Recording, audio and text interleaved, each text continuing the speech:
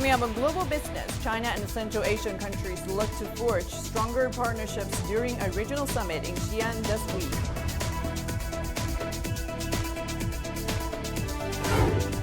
U.S. President Joe Biden and top congressional Republican Kevin McCarthy have edged closer to a deal to avoid a looming debt default.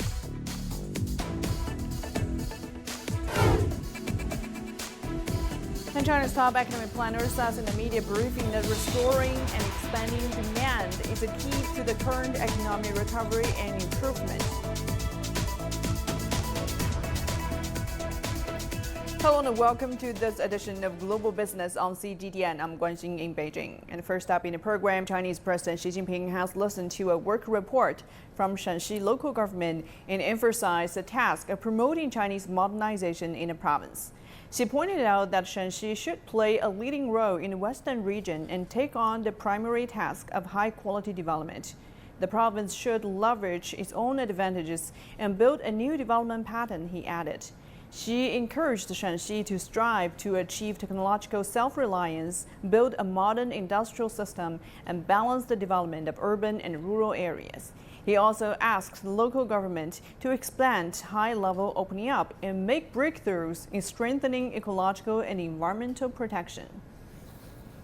The China Central Asia Summit is set to be held in northwest China's Xi'an tomorrow. The event will be chaired by Chinese President Xi Jinping and attended by the presidents of the 5 Central Asian countries. Leaders from 5 Central Asia countries have arrived in Xi'an for the summit. Our reporter Dong Xue has the latest. I'm now at the Xianyang International Airport here in the historic city of Xi'an. Well, the city was the starting point of the ancient Silk Road, a network of Euro-Asian trade routes dating back to the Han Dynasty some 2,200 years ago. The city now serves as the venue for the inaugural China Central Asia Summit. Well, this will be the first time the leaders of the 5 Central Asian countries, Kazakhstan, Kyrgyzstan, Tajikistan, Turkmenistan, Uzbekistan, and China all meet together in person. Now you can see and feel the anticipation around me. The red carpet has been rolled out and we got lovely children here at the welcoming ceremony, as well as some local traditional performance for their arrivals. Ahead of the summit, Chinese President Xi Jinping will hold bilateral meetings with the leaders separately. Well, analysts say multiple deals are expected to be signed right after, covering agriculture, new energy, e-commerce, high-tech, trade, and economy. Well, Central Asia has long been a pivotal trading corridor for China. According to China's Ministry of Commerce, trade with Central Asian countries reached a record of more than $70 billion in 2022. China's foreign direct investment in the 5 Central Asian countries also reached nearly $15 billion by the end of last year. The summit is expected to not only boost economic cooperation, but also encompass a range of issues, especially the Belt and Road Initiative, which marks its 10th anniversary. Actually, the 5 Central Asian countries were among many who've signed up to the BRI since President Xi announced it in Kazakhstan, and it's delivered a raft of infrastructure projects to the largely underdeveloped regions, from railways, highways, and power stations to natural gas pipelines. Central Asia has gained increasing significance because of its rich natural resource deposits and proximity to China's Xinjiang. The region home to China's largest Muslim population was also a key part of the ancient Silk Road and has traditionally enjoyed close ties with Central Asia. They've also played a very important role when it comes to fighting the so-called 3 evil forces: terrorism, extremism, and separatism. Well, in a video summit held last year to mark the 30th anniversary of the establishment of the diplomatic ties between China and the 5 Central Asian countries, all parties agreed to work together to achieve the goal of a community of a shared future, which is expected to elevate relations to a new level. This year marks the 31st anniversary of the establishment of diplomatic relations between China and 5 Central Asian countries. The economic and trade cooperation between the two sides has witnessed rapid growth. Take a look. Over the past 3 decades, trade between China and the 5 Central Asia countries increased by over 100 times. According to China's Ministry of Commerce, China's trade with the 5 Central Asia countries increased over 37% on a yearly basis in the first 4 months of 2023, maintaining a strong momentum of development. The statistics also show that in 2022, China's trade with the 5 Central Asia countries reached a record high of over $70 billion. Same year, China's imports of agricultural, energy, and mineral products from Central Asia countries increased by over 50% on a yearly basis. And meanwhile, China's exports of mechanical and electrical products to Central Asia countries increased by 42% on a yearly basis. By the end of 2022, China's direct investment in the 5 Central Asia countries reached nearly $15 billion. China and the 5 Central Asia countries jointly implemented a number of cooperation projects covering fields such as oil and gas, manufacturing, interconnection, and digital technology, which have brought tangible benefits to the local people. Xu Yi, CGTN, Beijing. With robust growth in trade in Xi'an, the capital city of Shanxi province, a number of expats from those Central Asian countries have joined the cohort in strengthening the economic bonds. And Meng Qingshen reports on one expat who shares her experience. Mambetova Inula started her cross-border trade business in Xi'an back in 2018. The company brought in agricultural products from Kyrgyzstan, Inula's home country, and then exported things like clothing, furniture, and electronic products out of China. 2 years later, she turned to e-commerce. I've been living in China for many years and got married to a Chinese man. I think doing e-commerce is a good choice for me as I have a better understanding about both countries. I'm familiar with customs and preferences of Central Asian countries, and on the other hand, I'm able to choose top quality Chinese products. Inula's husband, Chao Yonglin, is a Xi'an native. As the company's general manager, he's optimistic about expanding their investments in Kyrgyzstan. Kyrgyzstan has rich resources, including mining, water resources, as well as oil and natural gas. Chinese products are well received there, like small wares, home appliances, and automobiles. I believe, in the near future, China's real estate companies will enter the market. Over 2,000 years ago, the city known today as Xi'an served as the starting point of the ancient Silk Road. The trade route not only transported goods between China and the West, but also helped bring together different cultures. Those connections have continued to flourish to this day. Xi'an has grown into a popular destination for overseas students and business people, especially those from Central Asia. To further expand the business, the couple decided to tap into the new energy vehicle market. Since December last year, they have succeeded in transporting 2 batches of electric cars to Kyrgyzstan. Now they are considering a collaboration with Chinese companies to provide quality all-round car services. 虽然大家都在买这个新能源车，但是后期的服务没人去做。 More and more people are buying new energy vehicles in my home country. However, there's shortage of charging services. Like in the capital, Bishkek, people can only charge their cars within a city. It could be inconvenient if people there choose to go out. We plan to close the gap and provide all-round car services. Inula first came to Xi'an 8 years ago and started at a local college. Now, as a doctorate candidate, she has decided to explore further into the Chinese culture, and she's eyeing for closer interactions between China and Central Asian countries. Meng Qingsheng, CGTN, Xi'an, Shanxi Province. And now we're heading for a short break. Still to come on the program. U.S. President Joe Biden and top congressional Republican Kevin McCarthy have edged closer to a deal to avoid a looming U.S. debt default.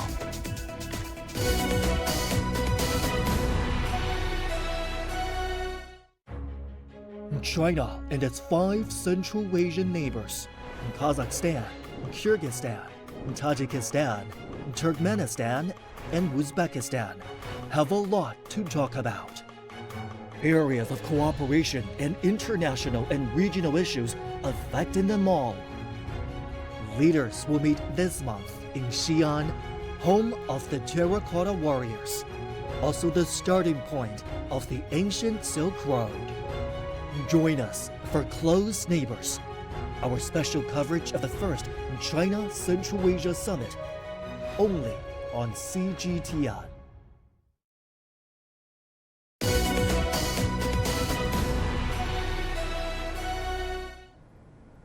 And now to the U.S., President Joe Biden and top congressional Republican Kevin McCarthy have edged closer to a deal to avoid a looming U.S. debt default. The threat of an economic nightmare has prompted Biden to trim his Asia trip. Following Biden's postponement, Australian Prime Minister Anthony Albanese canceled the Quad Security Grouping Leaders meeting in Sydney scheduled for May the 24th. U.S. Republicans have refused to vote to lift the debt ceiling past its $31.3 trillion limit unless Biden and the Democrats agree to spending cuts in the federal budget. And Nathan King has more from Washington. Deal or no deal? Well, no deal. But a deal could be close. That's the message of the second round of high-level talks on raising the U.S. debt ceiling. Remember, the U.S. owes the rest of the world and domestic creditors. They usually up the debt limit every year, but it can be a standoff and has been at times of partisan government like we have right now in Washington. So essentially, it was only about an hour, but what came out of this is that both Joe Biden, President, obviously, and the Speaker of the House, Republican Kevin McCarthy, agreed to have a two-man on each side negotiating team. And they think, even though they're far apart, that a deal could be reached by the end of the week. Let's take a listen. How can we grow our economy and make us less dependent on China and actually work together? It is possible to get a deal by the end of the week. It's not that difficult to get to an agreement. We have to proceed with the fierce urgency of now in order to make sure we can reach that bipartisan, common sense, common ground agreement so that we can protect the health, the safety, and the economic well-being of the American people. Now, the Republicans want deep budget cuts in the Biden agenda, including some things that really touch the third rail of a lot of Democratic politics, like having to work if you receive Medicare, cutting programs when it comes to things like investing in infrastructure and green energy and healthcare. That's not going to happen, but there may be some wiggle room. And essentially, the Biden administration said, look, the debts are things we've already spent money on. What you're asking for is cuts in the future. Let's talk about in the budget. Let's raise the debt ceiling.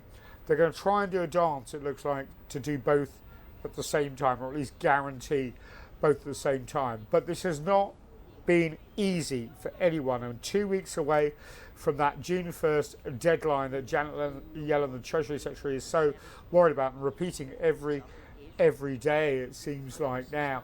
And essentially, Joe Biden was meant to take a week-long trip across Asia. First, the G7 in Japan, then to Australia and Papua New Guinea. They've called off the Australia and Papua New Guinea part of that because they know they have to be back here. During the release of the latest report on the world economic situation and prospects by the United Nations on Tuesday, a UN representative expressed concern over the ongoing U.S. debt ceiling standoff and the easing pressures on the U.S. banking sector. The official made the comments while discussing the report. It's obviously a worrying situation. Probably the most practical thing is that it would prioritize its expenses. And rather than avoid defaulting on its debt, take a haircut at home and not pay some of its committed expenditures. In other words, perhaps the U.S. would be facing a very difficult structural adjustment internally because it would need to pay back its debt, which is what developing countries do when they're faced with this kind of situation. So actually, as you will have seen, the banking situation has been more or less prevented from snowballing into a huge crisis. And it has come because of some extraordinary measures taken by the central banks. I think what it does mean, though, that banks are going to be cautious in this environment about making more loans. And there are going to be new requirements for banks to have greater safety in their internal portfolios by holding more money in reserves, by changing the balance of their portfolios. Both of these move into the direction of increased borrowing costs. And now for more discussions on the U.S. debt crisis, we're joined by Wang Yaojing, Assistant Professor of Economics at Peking University. Thank you for joining us, Professor Wang. So concerns are rising of the possibility of U.S. default on its debt by June the 1st. What are the chances of this happening? Well, thank you for having me. As we have seen from the market on U.S. Treasury securities, the possibility of United States first ever in history default on its debt is expected to be very small, even if the two parties are not able to reach an agreement on raising the debt ceiling the 79th time since 1960. While the federal government might shut down for a while, but paying off debt should still be their priority before paying for a military pension, social securities, and medical bills. So the real question is what the two parties might use as leverage to reach such an agreement. And reports indicate that the two sides in negotiations are still far apart in reaching a deal. What measures are they planning to take to bridge the gap in the week to avoid a potential crisis? Well, essentially, the debt problem arises from spending more than one's income. So raising income would require raising taxes, which would be suicidal for both Republicans and Democrats. So the Republicans are demanding budget cuts and tougher work requirements on government aid recipients to please their voters, essentially. So the Biden administration would have to meet them somewhere in the middle of cutting back government spending on social programs, and hopefully they would be able to strike a deal just before the deadline, like the 69 times in history.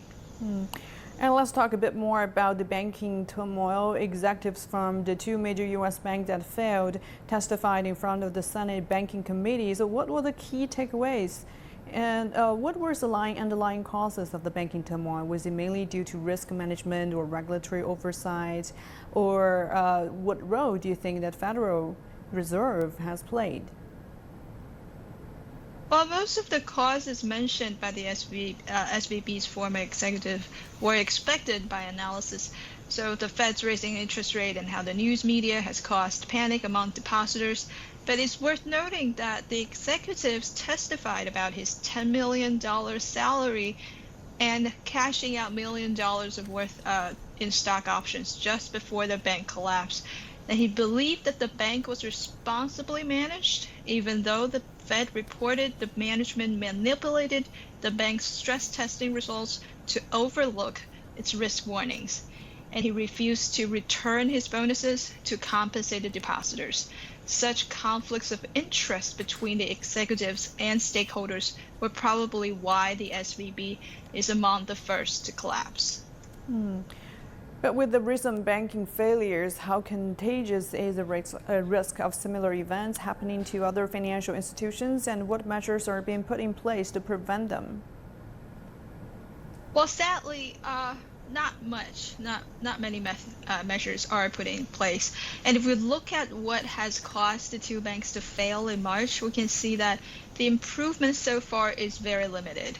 Inflation has cooled down a little bit after Fed's persistently raising interest rate, and government debt limit is taking all the spotlight and adding to the uncertainty of economic prospect. We might still see more regional banks on the edge of crisis before the politicians stop fighting over power and focus on the real issues that the economy is facing. Well, thank you very much for sharing with us. That was Wang Yaojing, Assistant Professor of Economics at Peking University. And now we're heading for another short break. Still to come on the program. China's top economic planner says in a media briefing that restoring and expanding demand is a key to the current economic recovery and improvement.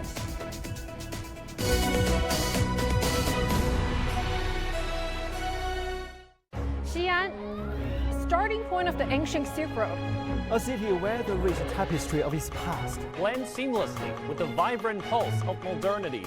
The China Central Asia Summit takes place right here, celebrating decades of friendship and taking the Belt and Road Initiative to the next level.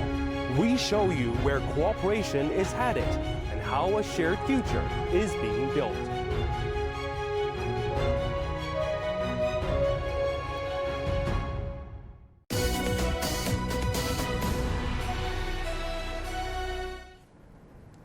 And now turning to the Chinese economy, China's top economic planner says restoring and expanding demand is a key to the current economic recovery and improvement. At a media briefing in Beijing, officials also outlined plans to promote the steady growth of the industrial economy. And Gao Ang reports. Promotion of the high-end, intelligent, and green development of the manufacturing industry.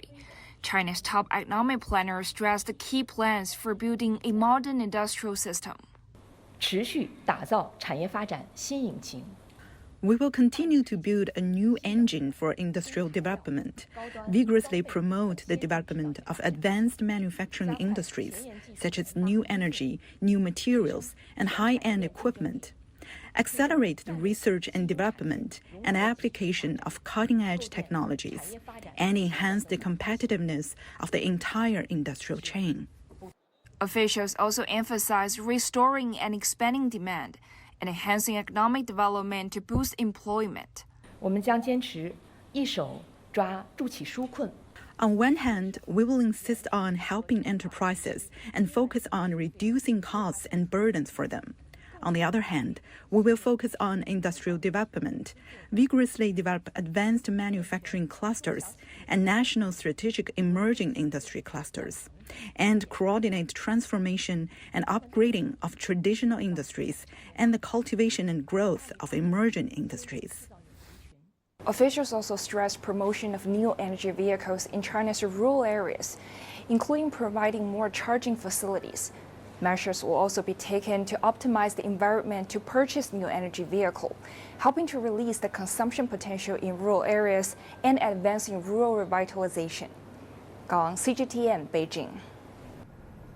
China's property market in major cities experienced a cooling trend in April but showed signs of stabilization after authorities implemented measures to control prices. According to the National Bureau of Statistics, out of 70 large and medium-sized cities surveyed, 62 saw a rise in prices for new residential housing on a monthly basis in April, down from 64 in March, while 36 cities witnessed a surge in prices for second-hand houses. Meanwhile, the sales price of new residential buildings in first-tier cities increased by 2% on a yearly basis. Experts suggest that April's data indicates a gradual reversal of China's real estate market, with the overall increase in commodity housing prices in major cities falling on a monthly basis. And before we go, let's check out on some other stories making headlines in China. China's foreign direct investment held steady in the first 4 months of the year, with high-end manufacturing being the #1 magnet. The country's currency yuan fell on Wednesday and hit the 7 per dollar mark for the first time in 5 months, both onshore and offshore. Some analysts have cautioned more tightening in China's foreign exchange policy. The United Nations mid-year economic report raised China's annual growth forecast to 5.3%, citing strong recovery in retail sales, service, and real estate sectors. And now let's check out more on the property market, which saw slower month-on-month growth in April. Our reporter Zhang Shixuan finds out more about the housing market and new regulatory policies intended to stabilize it. In the first 4 months of the year, the Statistics Bureau says the growth in the value of homes sold significantly outperformed housing sales by floor area. So it would seem people's economic confidence is coming back, and they're trading up even when the prices are rising. The country's real estate development climate index climbed for the 4th consecutive month to 94.78 in April. But that was still slightly lower than the 96+ reading from the same period last year. Previously, high-end and middle market and affordable housing kept pace with one another, but during these few years some differences have emerged. High-end housing has been relatively stable, but the middle market has been on the decline. Experts highlight unreasonable brokerage service fees as a problem in the market. Take mainstream homes for sale in Shanghai, for example. The price of a second home will be around 5 million yuan. And based on the situation in first-tier cities where a standard brokerage service charge can come to 3%, a buyer would wind up paying an additional 150,000 yuan for the apartment. That's a huge pressure for home buyers. Easing that pressure was one of the reasons for new guidelines released earlier this month by the Ministry of Housing and Urban Rural Development.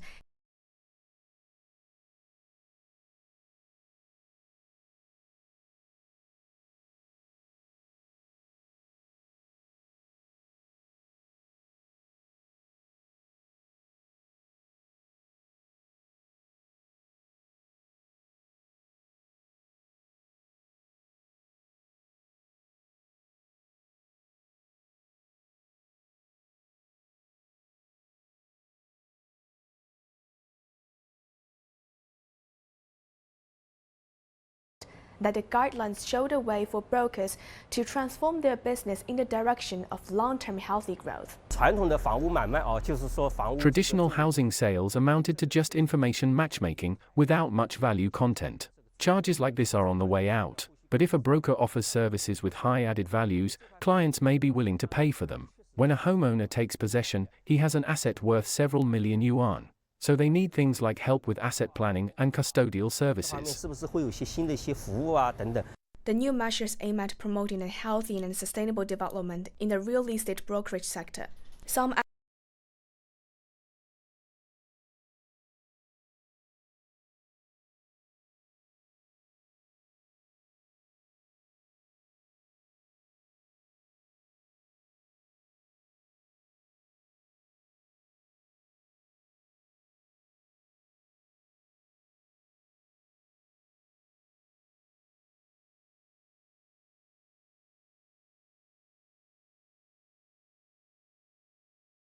home buyers averaged 4.02%, down by 2 basis points from the previous month.